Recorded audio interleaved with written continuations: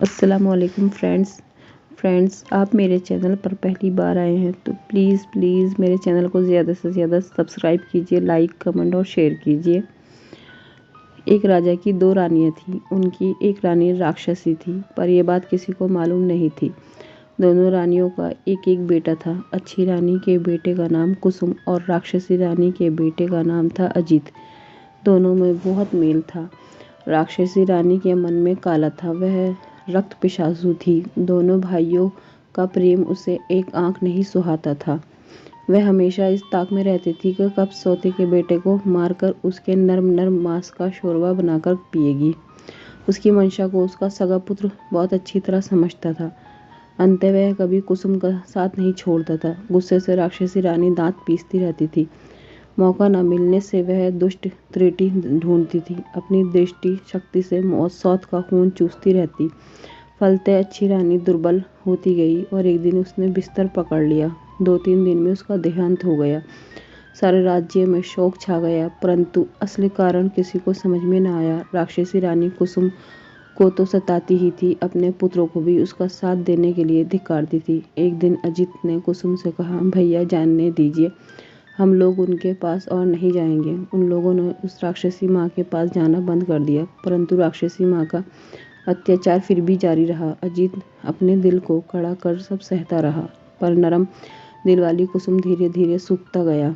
रानी ने जब देखा कि उसका सगा बेटा ही उसका शत्रु बन गया है, तो वह एकदम जल भुन गई। एक रात राजा के हाथी खाने में एक हाथी की मौत हो गई। घुड़साल में एक घोड़ा मर गया और गौशाला में एक गाय मृत पाई गई। राजा का गुस्सा 7वें आसमान पर चढ़ गया। दूसरी रात राजमहल में शोरगुल सुनकर राजा पहुंचे।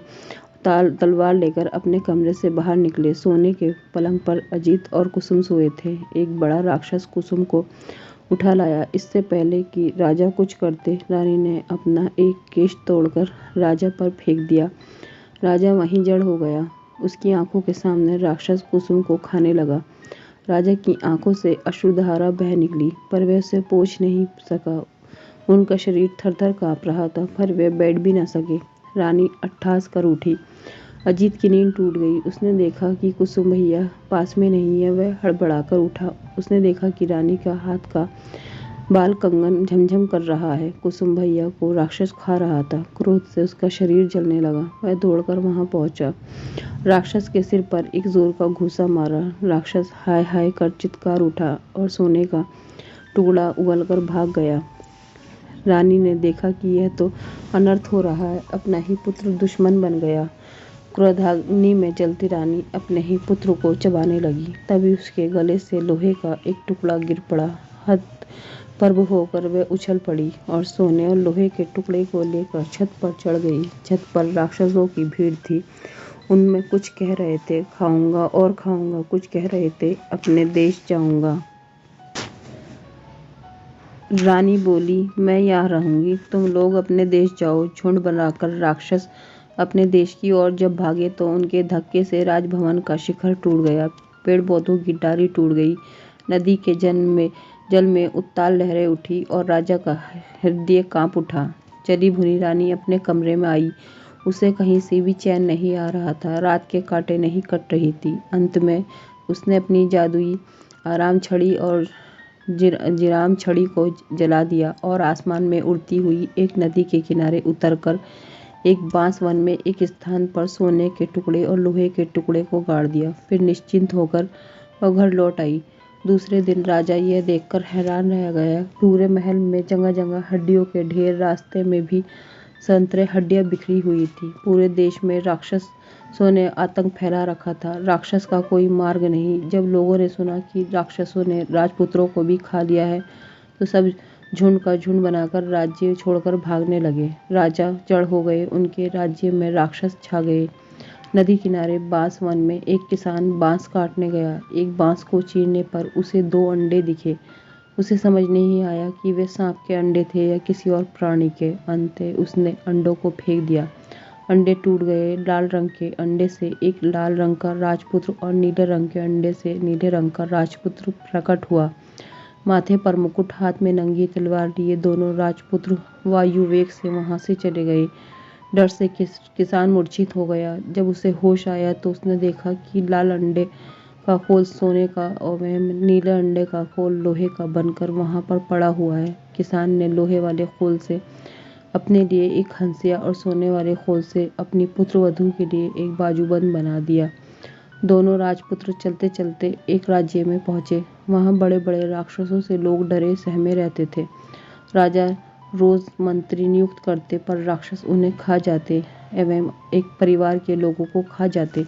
राजा ने घोषणा कर दी कि जो कोई भी जोड़ा राजपुत्र राक्षसों का संहार करेगा उसके साथ परी की तरह जुड़वा राजकुमारियों का ब्याह कर दिया जाएगा एवं उनका राजत्व भी उन्हें मिलेगा। अनेक जोड़ा राजपुत्र आए पर राक्षसों ने उन्हें खा लिया। लाल कमल और नील कमल राजा के समक्ष उपस्थित होकर बोले, हम लोग राक्षसों को मारने के लिए आए हैं। उन्हें देख राजा के मन में आशा निराशा के भाव उठे पर अंत में बोले, ठीक है। नील कमल और लाल कमल नंगी तलवार लेकर एक कमरे में छुपकर बैठ गए। धीरे धीरे रात गहराने लगी, कोई भी राक्षस नहीं आया और एक पहर बीत गया तब भी कोई नहीं आया। आधी रात बीतने पर भी कोई नहीं आया। दोनों राजपुत्रों को नींद आने लगी। नील कमल ने लाल कमल से कहा, भैया मैं सो जाता हूँ, बाद में मुझे जगाकर तुम सो जाना। राक्षस आकर नाम पूछे तो मेरा नाम पहले बताना, अपना नाम पहले मत बताना। यह कहकर नील कमल सो गया। थोड़ी देर बाद दरवाजे पर दस्तक हुई। लाल कमल तलवार को मजबूती से पकड़कर सावधान हो गया। राक्षस आए। शायद रोशनी में उन्हें ठीक से दिखाई नहीं देता था, इसलिए एक ने कहा, रोशनी बंद करो। लाल कमल बोला, नहीं। राक्षसों में जो सबसे बड़ा था गुस्से से गौ गौ करने लगा। बोला, घर में कौन जाग रहा है? सारे राक्षस किचकिच करते हुए बोले, कौन जाग रहा है, कौन जाग रहा है? लाल कमल ने कहा, लाल कमल से पहले नील कमल जाग रहा है और जाग रहा है तलवार, जाग रहा है घी का दिया, किसका आया है काल। नील कमल का नाम सुनते ही राक्षसगण डर से 3 कदम पीछे हो गए। नील कमल अपने पूर्व जन्म में राक्षसी रानी के गर्भ से पैदा हुआ था। उसके शरीर में राक्षस का ही खून दौड़ रहा था। राक्षस इस बात को जानते थे। सबने कहा, अच्छा तुम नील कमल हो भी या नहीं, प्रणाम दो। राक्षसों ने अनेक चतुराइयों से उससे प्रमाण मांगना आरंभ किया। राक्षसों के लीडर ने कहा, तुम लोग अपने नाखून दिखाओ। लाल कमल ने नील कमल के मुकुट को तलवार की नोक पर रखकर बाहर दिखाया। उसे हाथ से छूकर आपस में बोलने लगे, बाप रे, जिसके नाखून इतने भयंकर है, पता नहीं वह कैसा होगा। लीडर ने कहा, देखो तुम लोगों का थूक कैसा है। लाल कमल ने तलवार द्वारा दिए गए गरम घी को उन पर छिड़क दिया। राक्षसों के रोए जलने लगे। वातावरण में दुर्गंध फैल गई। राक्षस गण गौ गौ करते हुए भागे। थोड़ी देर बाद फिर आकर वे बोले, तुम लोग अपनी जीभ दिखाओ जरा। लाल कमल ने अपनी और नील कमल की तलवारों को दरवाजे की फांक से बाहर निकाल दिया। राक्षसों के लीडर ने दोनों तलवारों को अपने हाथों से पकड़ लिया। अभी राक्षसों से उसने कहा, अब मैं जीभ को खींचकर उखाड़ लूंगा, तुम लोग मुझे पकड़कर खूब जोर से चीखो। सबने जोर लगाकर चीखा। फिर क्या था, नंगी तलवार की धार से उसके दोनों हाथ कट गए। काले रक्त की धारा बहने लगी। चिल्लाते हुए सभी राक्षसों के सिरों को लांघकर लीडर राक्षस भाग गया। बहुत देर बाद लीडर राक्षस फिर से कहीं से आया और पूछा, कौन जाग रहा है, कौन जाग रहा है। बहुत देर तक किसी राक्षस की आहट न पाकर लाल कमल निश्चित हो गया था। उसे नींद आने लगी थी। उस अवस्था में उसके मुख से निकल गया, लाल कमल जाग रहा है, और उसकी बातें मुंह में ही रह गई। दरवाजा तोड़कर सभी राक्षस लाल कमल पर टूट पड़े। घी का दीपक उलट गया। लाल कमल का मुकुट गिर गया। वह चित्कार बोला, भाई नील कमल की नींद टूट गई। उसने देखा राक्षस है। अंगड़ाई लेते हुए उसने कहा, आराम छड़ी वीराम छड़ी जाग रहा है रे कौन, देख जरा दरवाजे पर, मेरी नींद तोड़ रहा है कौन। नील कमल की आवाज़ सुनते ही सारे राक्षसों की सिट्टी पिट्टी गुम हो गई। वे अधमरे हो गए। नील कमल ने घी के दिए को जलाया, फिर सभी राक्षसों को तलवार से काट डाला। राक्षसों को मारकर हाथ मुंह धोकर दोनों निश्चिंत होकर सो गए। दूसरे दिन सुबह राजा ने देखा दोनों राजपुत्र एक दूसरे के गले में हाथ डालकर सो रहे हैं। उन्हें ऐसे लगा मानो 2 लाल अड़हड़ के फूल हैं। वे चारों ओर राक्षसों की लाशें पड़ी हुई थी। देखकर राजा गदगद हो गए। दोनों भाइयों का जोड़ा राजकन्या एवं राजपाट मिल गया। उधर राक्षसी रानी ने राजभवन में अपना आधिपत्य जमा लिया था। आई राक्षस एवं कई राक्षस नामक 2 राक्षस दूतों ने उन्हें राक्षसों की मरण कथा की सूचना दी। सुनकर रानी हतप्रभ होकर अपनी छाती पीटने लगी, बोली, आई रे काई रे, अब तो मैं नहीं बचूंगी रे।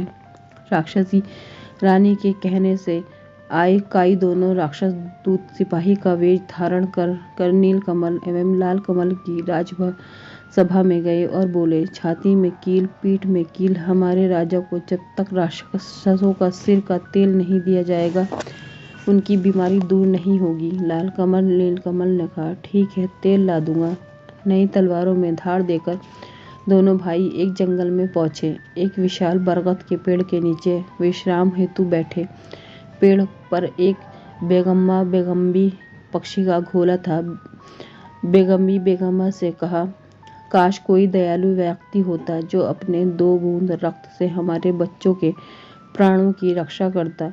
यह सुनकर लाल एवं नीलकमल ने कहा, पेड़ पर कौन बातचीत कर रहा है, हम लोग अपना रक्त दे सकते हैं। ये सुनकर बेगम्बी खुशी से आहा आहा करने लगी। बेगम्बी नीचे उतरा। दोनों भाइयों ने अपनी उंगली चीरकर उससे खून दिया। खून लेकर बेगम्मा ऊपर चला गया। थोड़ी देर बाद सौं सौं करते हुए बेगम्मा के 2 बच्चे नीचे उतरकर बोले, हमारे प्राण बचाने वाले राजपुत्र तुम लोग कौन हो, हम तुम्हारे लिए क्या कर सकते हैं, बोलो। नीलकमल ने कहा, हमें किसी चीज़ की ज़रूरत नहीं, बस तुम लोग जीवित रहो। बेगम्मा के दोनों बच्चों ने कहा, ठीक है, पर तुम लोग जाओगे कहाँ? चलो हम तुम्हें पीठ पर बैठाकर वहाँ छोड़ आते हैं।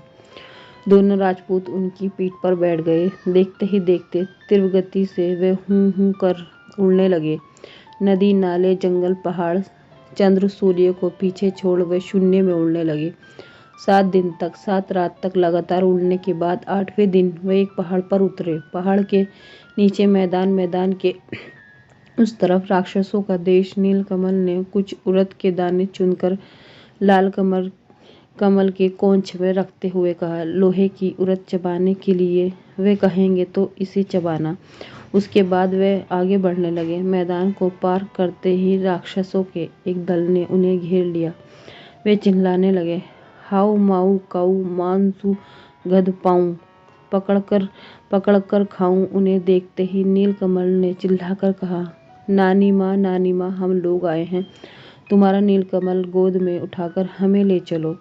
ठहरो ठहरो, रुको रुको कहकर सभी राक्षसों को रोककर लंबे लंबे हाथ पैर वाली विशाल जटा वाली एक बूढ़ी राक्षसी ने आकर नीलकमल को गोद में उठा लिया और मेरा नीलू, मेरा नाती कहकर दुलार करने लगी। नानी के शरीर की दुर्गंध से नीलकमल को उल्टी आ रही थी। लाल कमल को देखकर वह बोली, तुम्हारे साथ वह कौन है? नीलकमल बोला, वह मेरा भाई है नानी, भाई है। बूढ़ी बोली, तब मानुस गंध क्यों पा रही हूँ? अगर मेरा नाती है तो लोहे की उड़द खाकर दिखाए। इसके साथ ही उसने अपनी नाक से 5 लोहे की उड़द निकाल कर लाल नाती को खाने के लिए दी। लाल कमल को पहले से ही पता था। उसने चुपचाप लोहे की उड़द को अपने कपड़े में छुपा लिया और सचमुच की उड़द निकालकर कटर कटर करके चबाने लगा। बूढ़ी राक्षसी को विश्वास हो गया कि लाल कमल उसका नाती ही है। खुशी से वह गदगद हो गई। दोनों नातियों को गोद में लेकर वह दुलार करने लगी। लेकिन लाल कमल के शरीर से मानुस गंध पाकर उसकी जीभ में पानी आने लगा। लेकिन अपने नाती को वह कैसे खा सकती थी? अंत दोनों को लेकर वह अपने घर चली आई। उस पूरे देश में सिर्फ राक्षस भरे हुए थे। चारों ओर राक्षस कुलबुला रहे थे। पृथ्वी से मनुष्य, जीव जंतु आदि को मारकर पूरे देश में बिखरा दिया गया था। लाल नील राक्षसों के कंधे पर बैठकर घूमते और देखते कि हर ओर मरे हुए, सड़े हुए मनुष्य, जीव जंतु बिखरे पड़े हैं। दुर्गंध ऐसी कि भूत भी भाग जाए। लाल ने कहा, भाई, लगता है सारी पृथ्वी उजाड़ हो गई है।